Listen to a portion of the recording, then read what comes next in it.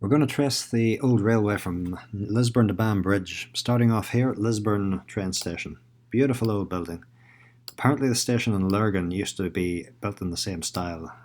And from the old photos it looks like it was almost identical to this building, but unfortunately fell victim to the Troubles and we got a concrete bunker instead. Sad but true. Okay, let's make our way west down the railway. We're heading down towards Knockmore. This is Knockmore junction where the line splits in two. By all accounts there used to be a station, I think it was here, Knockmore station, closed in 2005. Yeah, this is what it looked like here. This is a photo taken in 2010, I think. Station was closed in 2005. This photo was taken in 2010. The old platforms are still visible, but it didn't seem to take long for the trees and the wildlife to start encroaching again on the platforms. So there's not much left of it now visible from the satellite view. I think it was here. It might have been somewhere else down here. I don't know. I think this is where it was. Let me know in the comments if I got that wrong. So this is where the line splits in two. If you go on straight, you go to Lurgan and Portadown. If you go to the right, you end up in Ballymena, Coleraine and Derry. And there used to be a third split going south through what is now this industrial area and through the steelworks. Walker Steel was there for as long as I can remember. This line was closed in 1956, so I'm guessing that Walker Steel was built there since then. So this was opened in 1863 and closed in 1956. Didn't even last 100 years, which is a shame. So the line crossed over here, the Moira Road, and there's a wee bridge there that I've gone over many times and thought nothing of it. Subconsciously I might have just assumed there was a river underneath it.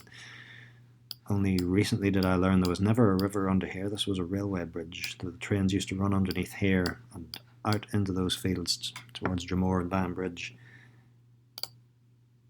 So if we're going to get this line reopened, I don't know how feasible it would be to take, to borrow a phrase, the traditional route. I don't know if we could run the tracks through here and displace any of these businesses. You certainly can't close a steelworks somewhere as important as that. Might have to think about an alternative route somewhere out here. There's plenty of open country through which you could run a railway. But anyway, let's follow the old line, see where it went. Crossed over the Lagan here. And we're following the tree line through the fields, would have crossed over Blaris Road. Let's see, is there anything visible left of it? Yeah, there's the old bridge. The stumps of the old bridge. They took the bridge down and there's a little wall has been built here. There's an entrance into this person's house. Wonder where they got the blocks from for the wall. Very similar to the blocks here. Recycled materials there maybe. Let's keep going south, following the trees, showing the outline where the tracks were, crossing over the motorway. So the motorway, I would imagine, was built after the railway was closed, so I'm not expecting to see any evidence of a crossing there. We get down here into Kilcavey, and this is where some houses have been built on top of the old right-of-way.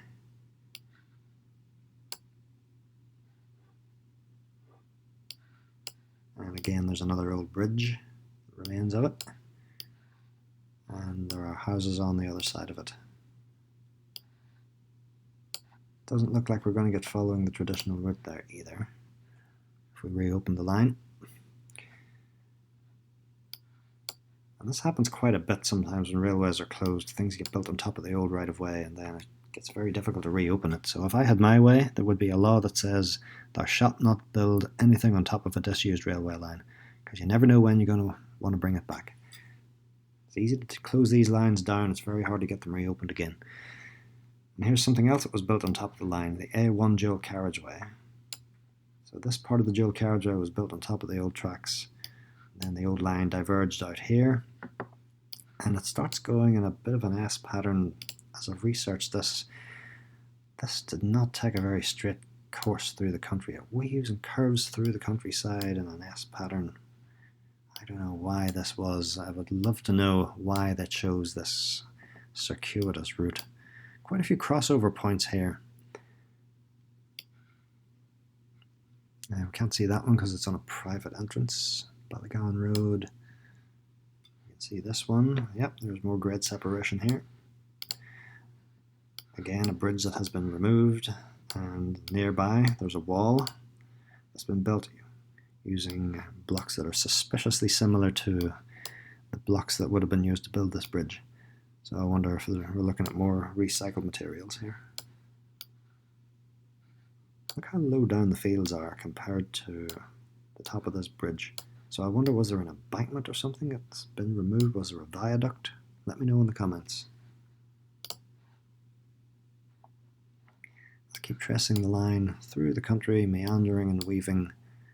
Crossing over here, let's take a look. Is there anything worth seeing? Not a whole lot to see there. I think the train would have gone underneath this road. Looks a bit overgrown, so that would have been a cutting. Seems the majority of it seems to be in a cutting here. When I look at these crossing points, we find ourselves looking down on the tracks for a lot of it, and for some of it you see sometimes when you're going through the country these little walls appear on either side of the road, 10 or 20 yards long, and then they disappear again. So chances are, if there's no river running underneath, if you're just going through fields and a random wall appears on either side of the road, you're probably driving over an old railway line. So it looks like this cutting has been filled in here. I would imagine the trains ran underneath. And a lot of the crossings on this line seem to be like this. I'm not going to cover all of them because they all look very similar. That one I think is the same. Keep following the tree line. And this is where we start to come into Dromore. Gets interesting here because so we now have this dual carriageway coming down this way, and the railway line would have come this way.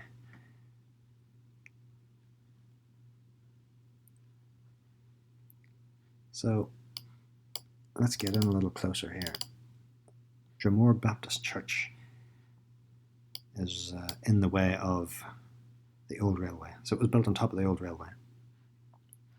So the tracks would have crossed over. The A1 has been rebuilt many times. It's been widened almost to a motorway now, and I would imagine the tracks would have crossed over here. There must have been some sort of bridge, or was there just a hill here that was cut away to make way for the dual carriageway? Let me know in the comments. And the tracks would have gone between this housing development and this, what appears to be an old fort. I'm guessing it was a fort because it's circular and one of these features that appears on the landscape. Very distinctive. I wonder how old it is. Did the Normans build it? This housing development has been named Fort Field in its honour. So the tracks would have come down here. Don't seem to have been built on, which is interesting. Goes through a little business, some light industry. And there's a business here, the old station daycare nursery. Let's take a look at this building.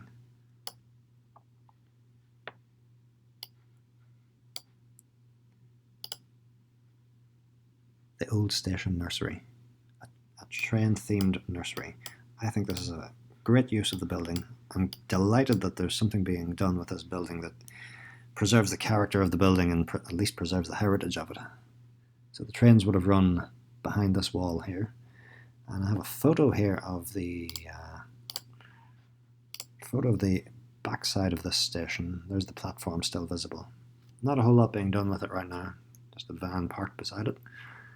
But I think it's great that so much is still intact.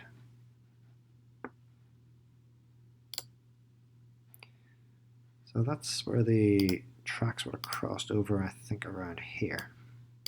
They would have come over the top of this road. Yeah. And continued over there.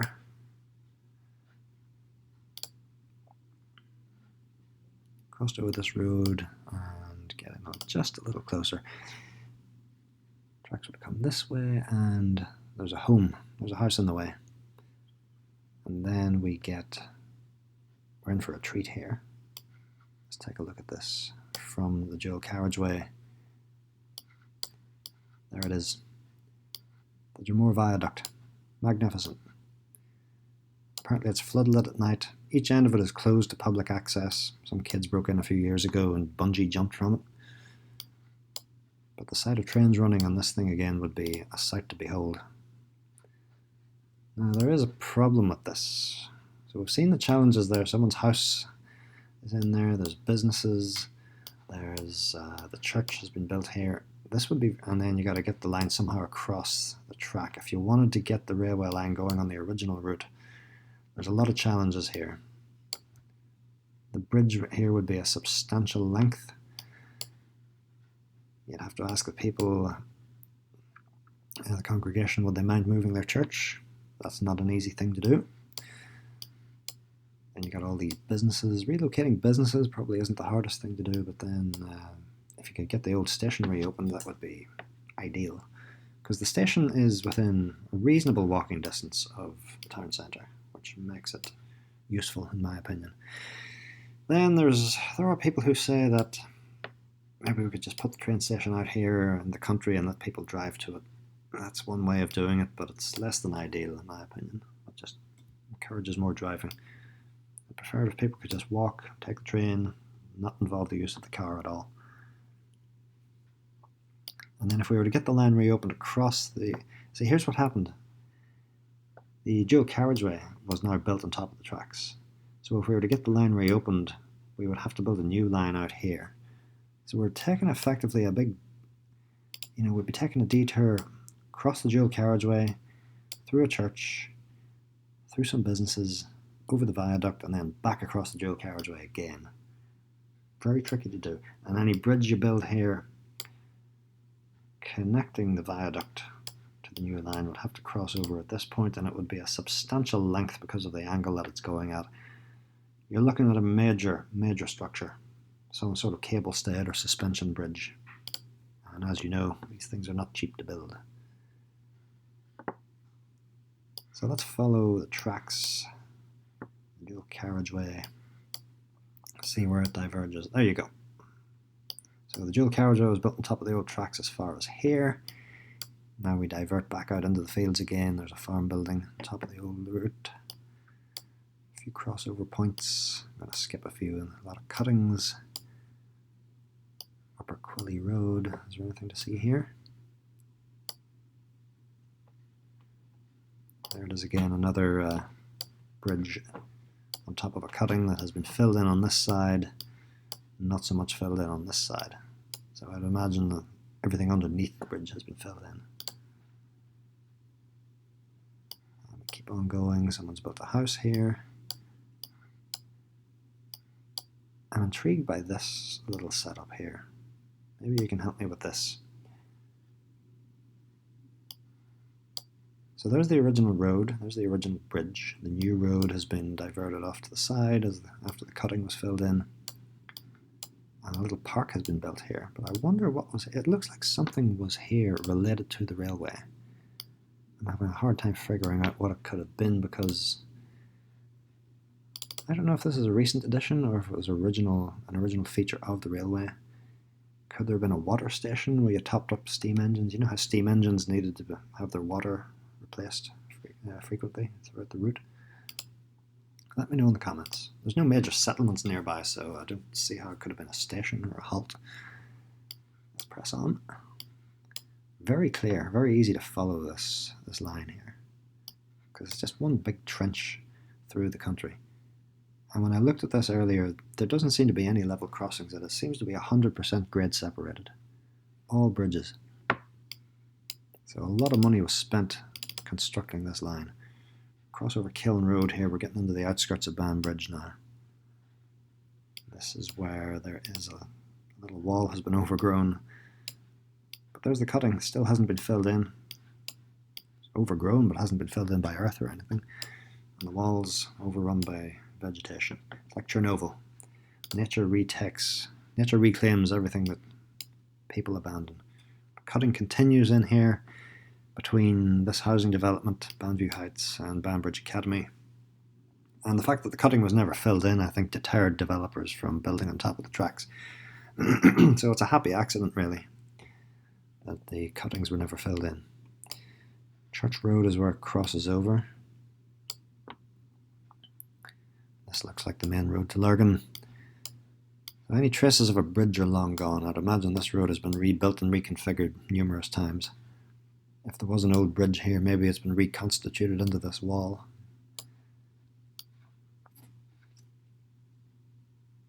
So that's where the railway crossed over the main Lurgan Road. Can we get in closer? No, we cannot. Crossed over here, the cutting continued, and the tracks went over the Ban, over a bridge. And at this point, I'm going to give a hat tip to David Chambers, who put me onto this little tool, which is plotting of all the old disused railway lines in Ireland and the UK and the rest of the UK, and superimposed on modern maps. So here's the line coming down from Lisburn. Here's the line coming down from Scarva via Lawrencetown. Here's the line continuing into Banbridge. We'll talk about that in a second. And here's a little dead end. So the little dead end that we're looking at went in here. This is where the station was, I believe. So there would have been a railway yard here as well, where they could have worked on the engines. In fact, this building here is the original engine shed, and that is the last surviving building from the original station. Do me a favour, write to your MP, your MLA, your councillors, and ask them to make sure that this is a listed building. This is historic, and if we ever do get the station reopened here, I would love it if this the old building could be part of it and incorporated into it. They used to work on steam engines in here. Can you imagine that? So, a discussion that often comes up is, if we do get the line reopened, where are you going to put the station? Well, I think there are two things you could do. One is the cheaper option, is you could put it in here, if you could somehow squeeze it in between these two housing developments. And then you could access it from Church Road, and then also access it from a footbridge that you could build inexpensively across the Ban. Footbridges are cheaper to build than railway bridges strong enough to hold trains. That would be the cheap solution. I think the ideal solution and the better solution, which is totally worth doing in my opinion, would be to build your railway bridge over the Ban and put the station back where it was. This is owned by TransLink. This is now used as a bus depot, and it doesn't really need to be there. A bus depot could be anywhere. Buses can go anywhere. They're flexible like that. Trains, not so much. Trains have to be in very specific locations. And this is a stone's throw from the town centre. When they put the station here, I really think they got it right first time. That's the best place for a station. So we're going to follow the line where it used to go, down a little slope, and it crossed over at a funny angle compared to Huntley Road. And you see the buildings here shaped at a funny angle too. Let's take a look. All the walls and everything all lined up with the old railway. This is intriguing.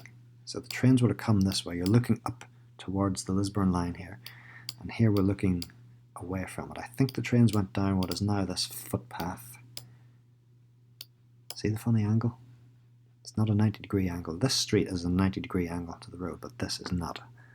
I believe the trains went down here, into a cutting, into a trench, and then tunnelled under the main street, if you can believe that. There was a tunnel under here with trains running in it. Let's take a look at the main street in Banbridge. So this is a typical building, 90-degree angle to the street, but this building is not at a 90-degree angle to the street. Once you see this, you can't unsee it. So I think the trains would have come either down this way or down this way. So the tunnel would have been, I think, under here. Yeah, the tunnel would have been under here, and they emerged triumphantly onto the line that continued alongside the river. Very much a three-dimensional town Banbridge. It's very up and down because of the topography. You're close to the river.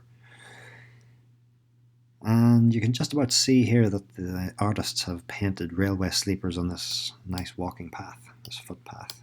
Solitude Park it's called. This is where the trains went, right beside the river. And I get the impression this was a single track railway, by the way. Not a whole lot of room there for a double track. And they would have continued through the middle of what is now Fane Valley. There's a big dairy has been built on top of the old route. There's the dual carriageway again. This little line of hedges traces the route out to these cuttings that we pick up, and that's the line that now goes to Castlewellan, used to go to Castlewellan and Newcastle. So, lots to think about here. Can we get the line reopened between Lisburn and Banbridge? I think it is an achievable goal. Could we run the trains through the middle of Banbridge and connect it to Castlewellan and Newcastle? That would be a bit more challenging. It really depends on how attached the people of Banbridge are to this park. Do they really want trains running here again, or do they want to just keep the park? It's really up to the locals. You know, a park, an open space in the middle of town is a perfectly legitimate use of the space too. So I'm a little bit torn on this one myself. I would love to see trains running again, but there are trade-offs. I don't think you could demolish the dairy just in the interest of picking up the traditional route, but there seems to be a bit of room there for a railway line. You could squeeze it in here, maybe, and pick up some sort of route and get back onto the old Castlewellan and Newcastle line again. Maybe a second station you could build here as a station, so you could have one line coming in from Lisburn and another line coming in from Newcastle, and they would be disconnected. Wouldn't be trains running between them, but you could at least walk between the two stations in a bit of comfort. That's another option. But I really think this is a great location for a train station here. The question that often comes up is, where's everybody going to park their cars? Because nowadays everybody assumes you'll drive a car to a train station. That's a separate discussion, which I'll deal with in a separate video, I think. So again, opening this line, connecting Lisburn to Banbridge, I think is an achievable goal. A lot of the route is intact. Some of the old route makes more sense than others. Dromore would be a challenge. Not sure how feasible it would be to get that old viaduct working again. And there's also the issue of what do you do with, how do you get around the steelworks? Look at this circuitous route. Why did they do it? There's Colcavey, yeah. And then back up to Lisburn. Where's Knockmore junction? There it is. Can you get a railway line running through here again? Maybe. There's a lot of room out here, and this takes you down to the site of the maze. There's been talk about redeveloping the maze for a long time. I have a problem with that, which is, my main problem with it is it's in a public transport desert. If you build anything big here, station, or if you build anything big like a stadium or shopping centre or whatever, it's just going to generate a ton of traffic because there's no trains or anything running by it. But if you could get a train station at it, that would change things. And people of, is this Maze Village here? Down Royal Racecourse? Would be handy if you could take a train to these places. So a lot of possibilities, lots to think about. Let me know what you think in the comments. Thank you.